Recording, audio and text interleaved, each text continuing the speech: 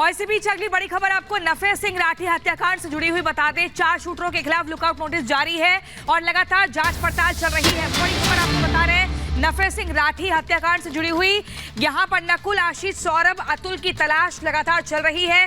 कपिल सांगवान उर्फ नंदू गैंग के 4 शूटरों की तलाश चल रही है। सभी एयरपोर्ट्स को अलर्ट किया गया है। फिलहाल लंदन में है कपिल सांगवान, जिसने इस हत्याकांड की जिम्मेदारी ली थी। बड़ी खबर, नफे सिंह हत्याकांड के 4 शूटरों की तलाश लगातार चल रही है।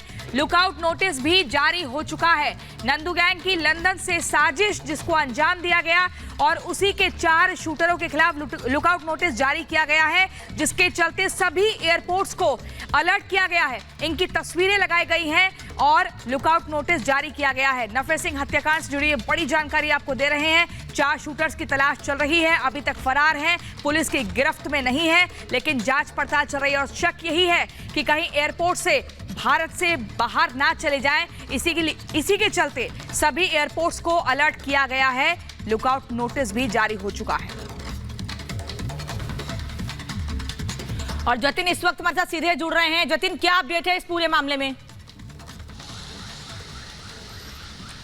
जी बिल्कुल, देखिए पुलिस द्वारा इन शूटर्स की जो फोटोज है वो अब जारी कर दी गई है और इन फोटोज को तमाम रेलवे स्टेशन और जितने भी एयरपोर्ट है वहां पर सर्कुलेट किया गया है। हालांकि हरियाणा पुलिस की इन्वेस्टिगेशन में ये बिल्कुल साफ हुआ था कि नंदू गैंग ने नफे सिंह की हत्या करवाई थी। नंदू गैंग जो कि कपिल सांगवान चला रहा है, कपिल सांगवान विदेश में लंदन में बैठकर किस तरीके से वो देश के अंदर गैर कानूनी गतिविधियों को अंजाम दे और कहीं ना कहीं खासतौर पर दिल्ली और एनसीआर के तमाम इलाकों में अपने गैंग्स को एक्टिव करके बैठा हुआ है। जिन 4 शूटर्स की अब पुलिस ने फोटोज एक तरीके से जारी की है, उसमें से 3 शूटर दिल्ली के हैं जो कि नांगलोई के रहने वाले हैं और एक शूटर हरियाणा के नारनौल का रहने वाला है। हालांकि 5 ऐसी टीमें बनाई गई है जो अलग अलग लोकेशंस पर अभी रेड कर रही है, लेकिन इतने दिन बीत जाने के बाद भी शूटर्स की गिरफ्तारी नहीं हो पाई और यही कारण है कि अब हरियाणा पुलिस ने इन 4 ही शूटर्स की जो फोटो है उसको सार्वजनिक किया और लोगों से भी अपील की जा रही है कि अगर कोई भी शूटर्स को देखता है तो तुरंत इस बारे में जानकारी दे। लेकिन पुलिस की एक इन्वेस्टिगेशन ये भी कह रही है कि नंदू गैंग जो कि काफी सक्रिय है, चाहे हम दिल्ली की बात कर ले, एनसीआर में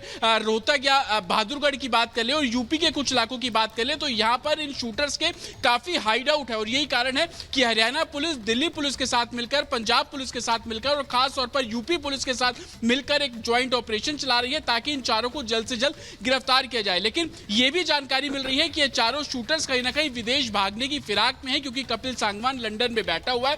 कोशिश यह है कि किसी तरीके से इनको भारत की सीमा से बाहर पहुंचाया जाए और यही सबसे बड़ी वजह है, चाहे वो नेपाल बॉर्डर हो, पाकिस्तान बॉर्डर्स हो, इन जगहों पर बिल्कुल। जतिन, आप लगातार नजर बनाए रखिएगा, आपसे अपडेट देते रहेंगे। फिलहाल के लिए बहुत बहुत शुक्रिया। आगे बढ़ते हैं और अब रुख करते हैं हिमाचल की सियासत की बड़ी खबरों का।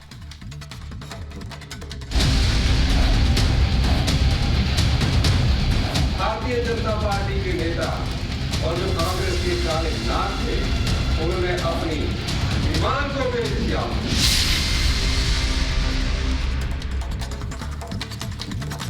तो हिमाचल की राजनीति में उलटफेर लगातार जारी है। हर पल नई खबरें आ रही हैं। एक और बड़ी खबर इस बीच आपको बता दें, दरअसल जिन विधायकों की सदस्यता खत्म की गई थी, उनकी सुरक्षा भी वापस ले ली गई है। जिन 6 विधायकों पर एक्शन लिया गया था कांग्रेस की ओर से, उनमें से सभी विधायकों की सुरक्षा वापस ले ली गई है। इस वक्त ये सभी विधायक चंडीगढ़ में हैं, लेकिन इनकी सुरक्षा वापस ले ली गई है। विक्रमादित्य सिंह को लेकर भी लगातार अपडेट सामने आ रही हैं। खबरें ऐसी भी हैं कि वो नई पार्टी बनाने की तैयारी में है। वहीं दूसरी ओर जो बागी विधायक हैं, उनकी सुरक्षा वापस ले ली गई है। सदस्यता खत्म होने के बाद सुरक्षा वापस ली गई है और ये सभी विधायक इस वक्त चंडीगढ़ में हैं। पहले ये पंचकुला थे, शिमला गए, फिर वापस पंचकुला आए और अभी चंडीगढ़ में हैं सभी विधायक।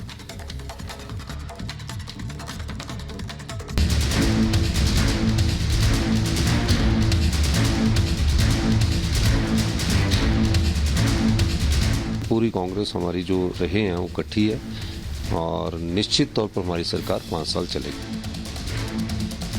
ये सरकार कोई कांग्रेस की सरकार नहीं थी हिमाचल प्रदेश में, ये सिर्फ मित्रों की, सुक्खू जी के मित्रों की सरकार बन के रह गई थी।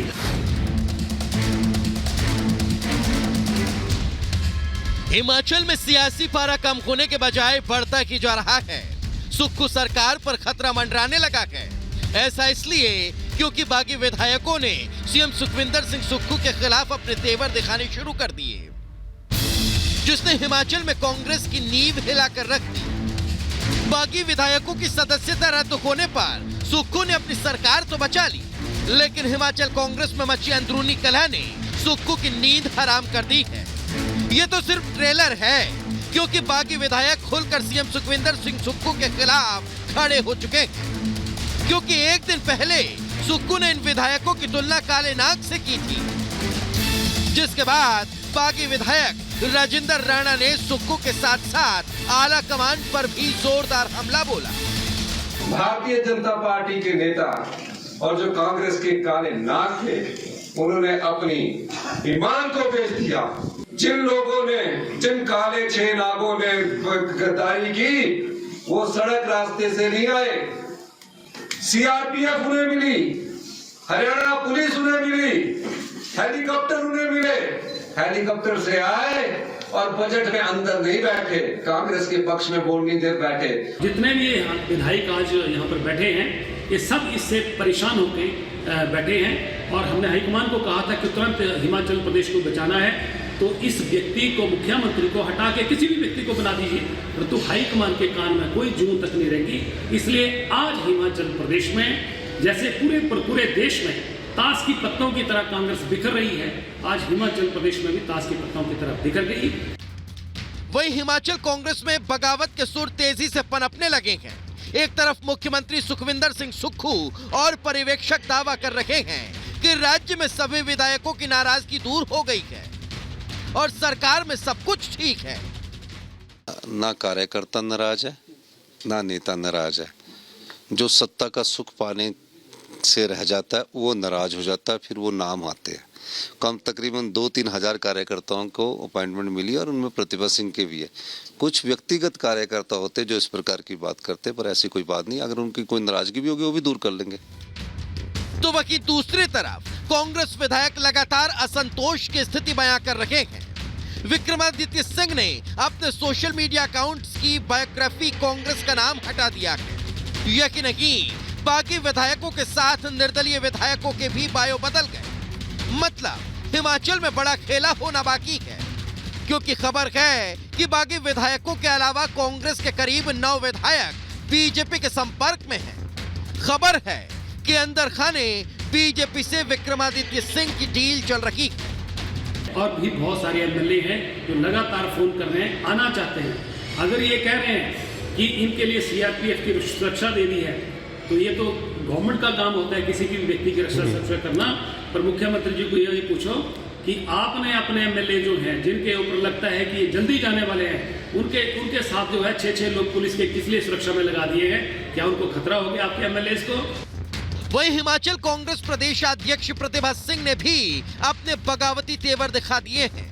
उन्होंने बीजेपी और पीएम मोदी के कामों की तारीफ के पुल बांधकर हिमाचल की सियासत में भूचाल ला दिया है, क्योंकि सूत्रों के मुताबिक सब कुछ सेट करने के बाद प्रतिभा सिंह और उनके बेटे विक्रमादित्य सिंह बीजेपी में शामिल हो सकते हैं। कांग्रेस में अभी बहुत कुछ करने को हमारे को बाकी है। हालांकि आप जानते हैं भाजपा की वर्किंग हमारे से बेहतर है। मतलब साफ है कि हिमाचल कांग्रेस में कुछ भी ठीक नहीं चल रहा है। लोकसभा चुनाव सिर पर है, लेकिन कांग्रेस आला कमान हिमाचल में फैले रायते को ही समेट नहीं पा रही। ये कहना गलत नहीं होगा कि लोकसभा में सत्ता तो हासिल करना दूर, हिमाचल भी कांग्रेस के हाथ से खिसकता दिखाई दे रहा है। Bureau report, Republic Bharat.